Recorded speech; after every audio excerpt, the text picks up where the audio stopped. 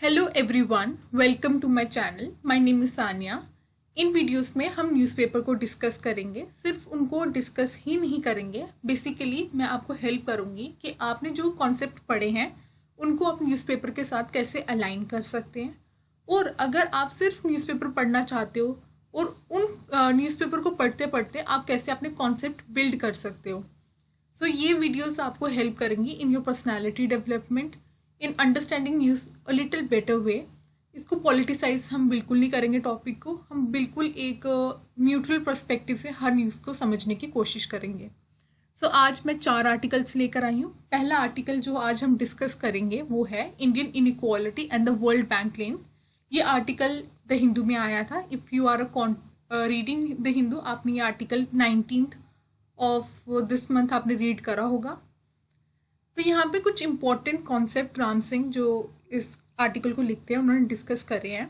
एक है गिनी कोफिशिएंट, एक मिक्स्ड रेफरेंस पीरियड वो टर्म यूज़ कर रहे हैं, एक national sample survey office use कर रहे हैं और एक टर्म और यूज़ कर रहे हैं वो है हाउस होल्ड कंजप्शन एक्सपेंडिचर सर्वे। ठीक है। गिनी कोफिशिएंट बेसिकली एक स्टैटिस्टिकल मेजर है।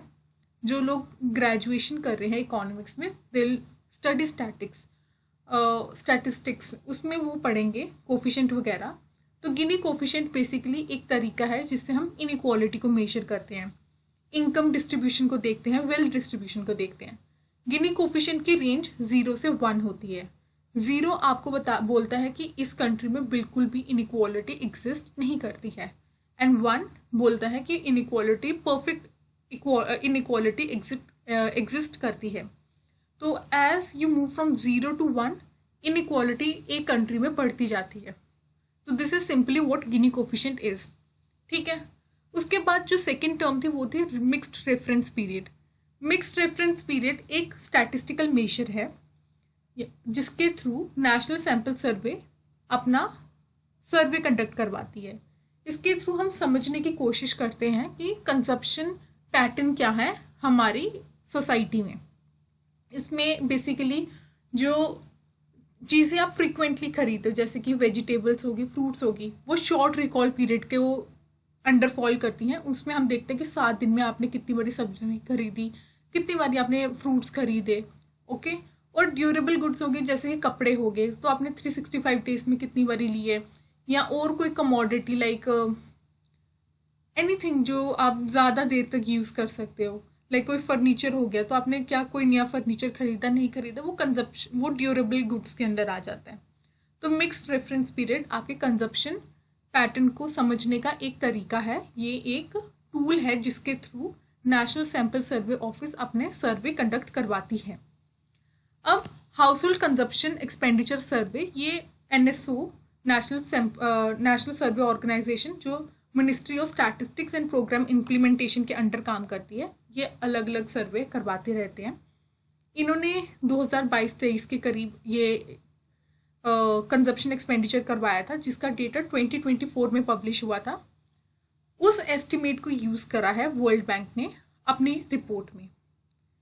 एंड अभी जो पूरा क्लेम है, इसलिए ये आर्टिकल बार बार न्यूज़पेपर में आ रहा है पिछले 1-1.5 हफ्ते से, क्योंकि वर्ल्ड बैंक ने कंजप्शन एक्सपेंडिचर यूज़ करा है और बोला जा रहा है कि कंजप्शन बेसिस पे इनइक्वालिटी इंडिया में डिक्रीज हुई है। ठीक है। बट अगर हम इनकम का डेटा यूज़ करेंगे तो वहाँ पे हमें जो रिजल्ट्स हैं वो अलग दिखेंगे। इससे हमें स्टैटिस्टिक्स का ये समझ में आता है कि जो डेटा आप सेलेक्ट करते हो वो काफ़ी इंपॉर्टेंट है। अगर आपने 11th-12th की इकोनॉमिक्स पढ़ी है तो उसमें डेटा के ऊपर बहुत ज़्यादा फोकस करा गया है कि सिलेक्शन ऑफ डेटा कितना इम्पॉर्टेंट है। तो इसी प्रॉब्लम को यहाँ पे हाईलाइट किया जा रहा है। डेटा के ऊपर फोकस है क्योंकि डेटा जैसे हम इनकम से हम कंजप्शन पे जाते हैं, इंडिया का जो रैंक है वो चेंज हो जाता है।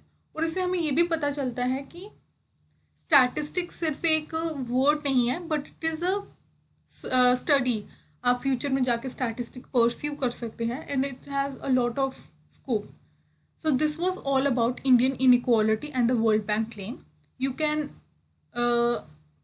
read this concept again. आप इसको notes बना सकते हैं। एंड अब जब न्यूज़पेपर में आर्टिकल्स आए तो आप उनको ध्यान से पढ़ें कि वहाँ पे जो भी कोई एडिटर है, जो भी कोई आर्टिकल लिख रहा है वो कौन सी साइड से आपको आर्ग्यूमेंट प्रेजेंट करे, क्योंकि हर एक का एक पॉइंट ऑफ व्यू होता है और हर इंसान उस पॉइंट ऑफ व्यू को अपने वर्ड्स के थ्रू प्रूव करने की कोशिश करता है. Okay, so next we have taking responsibility. The Karnataka government must share the blame for the stampede. So basically recently जो चिन्नास्वामी स्टेडियम में स्टैम्पेड हुआ, it was a lot in news और इसको काफ़ी ज़्यादा डिस्कस भी करा गया. एंड स्टैम्पेड पे मैंने एक रील बनाई थी. I am not sure if you have watched it or not, but stampede is a preventable disaster. This is not a tragedy or a God's event जिसको हम प्रिवेंट ही नहीं कर सकते. We can prevent it. Stampede होता क्या है basically, जब बहुत सारे लोग एक जगह पे इकट्ठे हो जाते हैं और अनकंट्रोल्ड मूवमेंट होती है ट्रिगर्ड बाय फियर या कोई भी मिस इन्फॉर्मेशन के कारण, तो उसको हम स्टैम्पेड कहते हैं. स्टैम्पेड आपको बहुत बारी न्यूज़ में जब रिलीजियस गैदरिंग होती हैं तब देखने को मिलेगा. इसके बहुत सारे रीजंस होते हैं. मोस्टली अनइनवाइटेड क्राउड जब आ जाता है, एग्जिट और एंट्री पॉइंट्स क्लियर नहीं होते हैं, जो वहाँ पे ऑफिसर्स होते हैं, जो वहाँ पे सेफ्टी के लिए पर्सनल्स होते हैं, they are not trained enough to control such a big crowd. तो क्राउड मैनेजमेंट एक बहुत इंपॉर्टेंट चीज़ रहती है. And there are many sociological theories behind it. तो उनमें से एक दो मैं आपको डिस्कस करती हूँ जो मुझे याद है.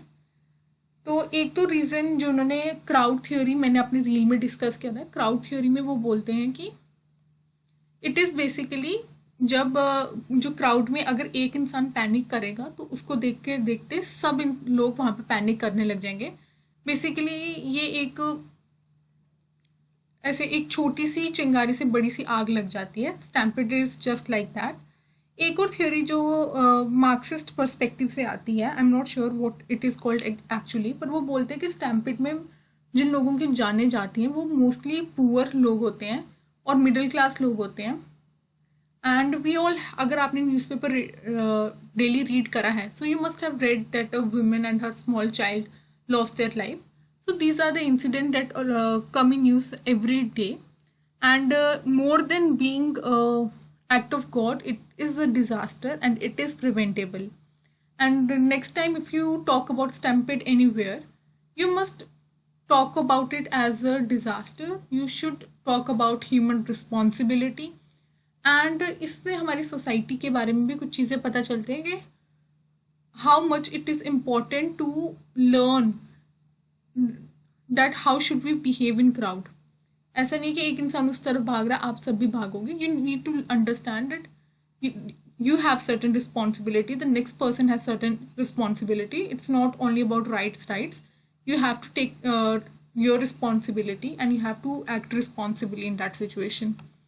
So this was all about stampede, and I'll put the link of my short or reel in the description. You can listen to it there. Next article is platform fee and industry standard inevitable outcome.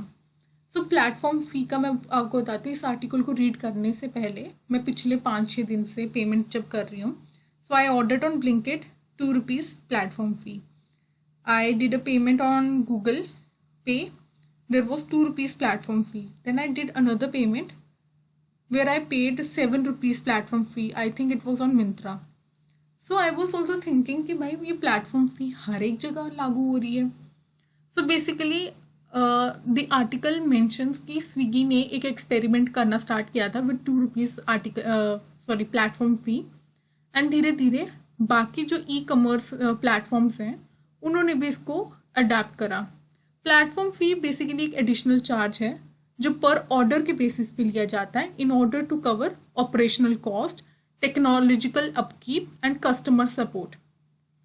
Delivery fee से platform फी अलग होता है. Delivery फी आप logistic के लिए पे करते हो कि प्रोडक्ट आपके घर पे जब आ रहे हैं, पर platform fee is for their operational, is included in their operational cost. Okay, अभी जब आप ऐसे टॉपिक पढ़ेंगे प्लेटफॉर्म फी वगैरह, सिर्फ डेफिनेशन पढ़ने से या समझने से कि प्लेटफॉर्म फी लागू हो रही है, it is not this much. You need to develop a little more understanding. एक बिजनेस पर्सपेक्टिव होगा, बिजनेस बताएंगे कि हम प्लेटफॉर्म फी क्यों लागू कर रहे हैं।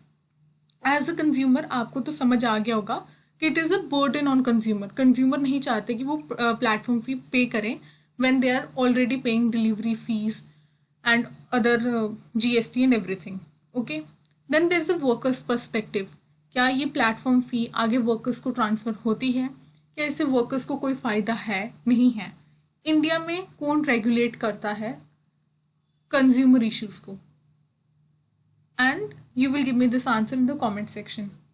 ओके, अगर ग्लोबल लेवल पे कोई केस हुआ है तो उसके आउटकम क्या रहे हैं, उससे हम क्या सीख सकते हैं, इंडिया के लिए हम क्या अडेप्ट कर सकते हैं।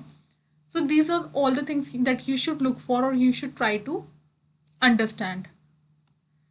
And whenever you are reading an article, आपको प्रॉब्लम हो रही है कि इतना लेंथी आर्टिकल है, 500-300 वर्ड्स का आर्टिकल है, you are not able to understand it, you have to take one paragraph at a time, read it.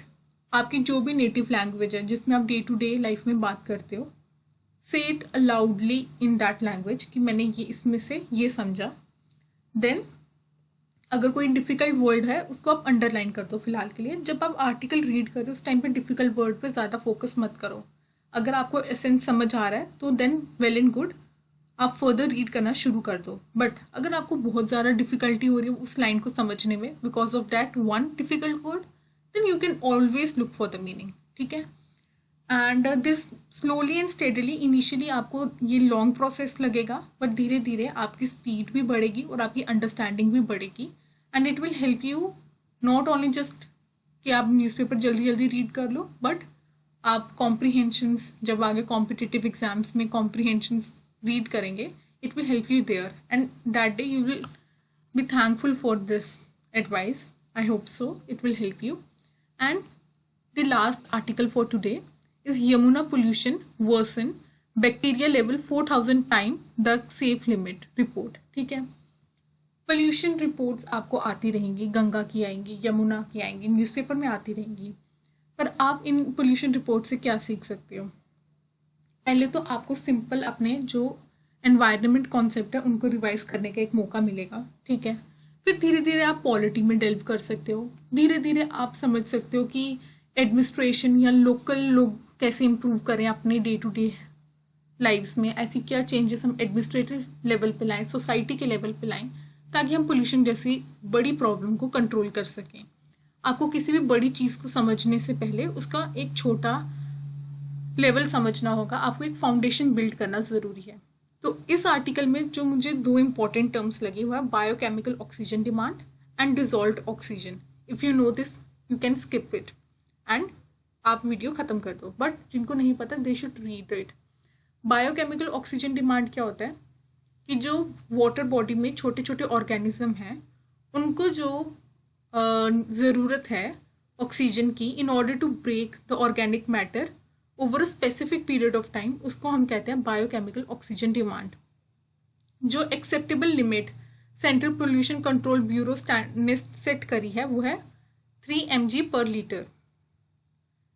सो अगर बायोकेमिकल ऑक्सीजन डिमांड इससे कम होती है then it's a problem. Okay, and then we have dissolved oxygen. Dissolved oxygen basically जो aquatic animals होंगे उस water body में, micro organism से बड़े जैसे कि फिश होगी, उनको जो ऑक्सीजन की ज़रूरत है उसको हम डिजॉल्व्ड ऑक्सीजन कहेंगे। मैंने आपको बोला बायोकेमिकल ऑक्सीजन डिमांड 3 mg से कम होगी तो प्रॉब्लम होगी। ठीक है, बट और जो डिजॉल्व्ड ऑक्सीजन है वो 5 mg/लीटर से ज़्यादा अगर जितनी होगी उससे बेटर ही उसको अच्छा माना जाएगा। अगर लेस देन 3 mg है it is considered harmful for और lethal to aquatic organism. A homework for you is कि you can read national green tribunal क्या एक कॉन्स्टिट्यूशनल बॉडी है या एक स्टेचुटरी बॉडी है, एंड अगर वो स्टेचुटरी बॉडी है तो वो कौन से एक्ट के अंडर आई थी, and you can comment and let me know its answer. In the end, I just want to say if you have been here till the end, thank you so much. It means a lot. And I will only bring 3 to 4 articles every day and we will try to delve into it and try to understand what the article is saying, what are the some basically जो हमने core concept अपनी books में पढ़े, what are those concept and how we can link them, and we will try to develop a greater understanding, not just reading the article but delving into them and more. And if you think I can improve in any way, in any form, please let me know. And thank you for your time, and I'll see you tomorrow. Bye.